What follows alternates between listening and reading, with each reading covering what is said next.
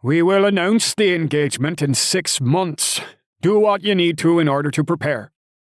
I bite back the first 4 things I want to say, and consciously work to make my tone calm, almost bored.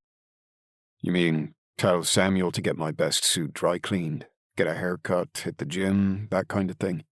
I'm not in the mood for your jokes today. The thing is, my grandfather is never in the mood for my jokes. He doesn't find me amusing in the slightest.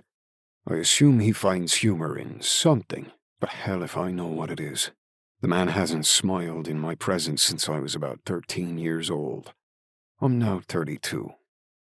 So then I assume you mean that I should actually discuss this with a woman?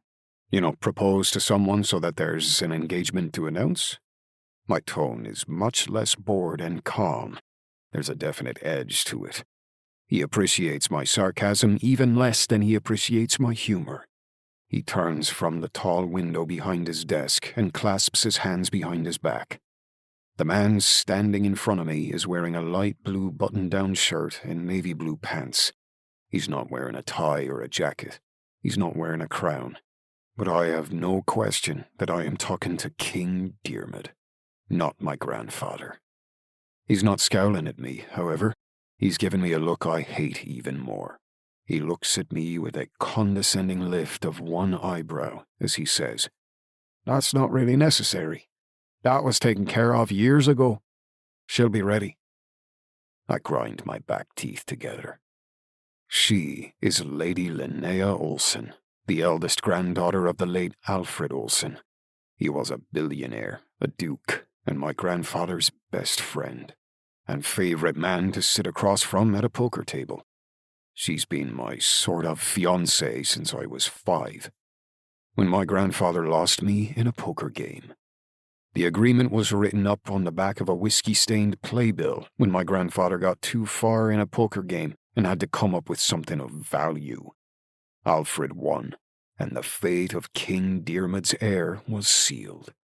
The arranged marriage has always been something of a family joke, until now.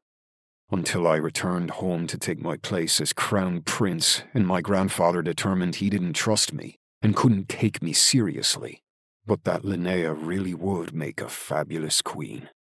Oh, and Alfred died, so there's no going back on the agreement.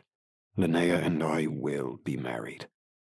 That's what my grandfather has told me approximately 1,000 times in the past 2 years. We won't, though. We definitely won't. I'm not marrying Linnea, I tell him, pushing up from the chair in front of the monstrous desk that has been in this office all of my life. 4 generations of kings have sat behind that desk. I've said exactly those 4 words to him repeatedly over the past 2 years I've been back in Cara. The day you marry her, the throne is yours. I stop halfway to the door. I take a deep breath. The entire reason I'm living in Cara, my home country, is because my grandfather is 82 years old, has had 3 heart attacks.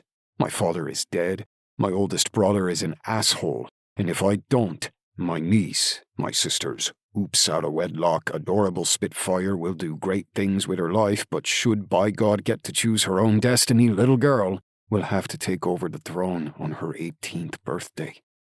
She's only 12, but if he dies before her 18th birthday, she'll still have to take over. Of course, then my sister, mother, and grandmother will all have to be there every step of the way, guiding and helping her, which still won't be enough. The country will be in turmoil. As they should be if they had a 12-year-old American who has only spent holidays in Cara sitting on the throne, or a 15-year-old, or even an 18-year-old. So, I rescinded my abdication 2 years ago and came home. And the old bastard has been giving me hell ever since. I turn back. It's been 2 years, I tell him. I'm ready. I don't need Linnea. Now he scowls. The country needs her. I don't know what that means. I do, of course.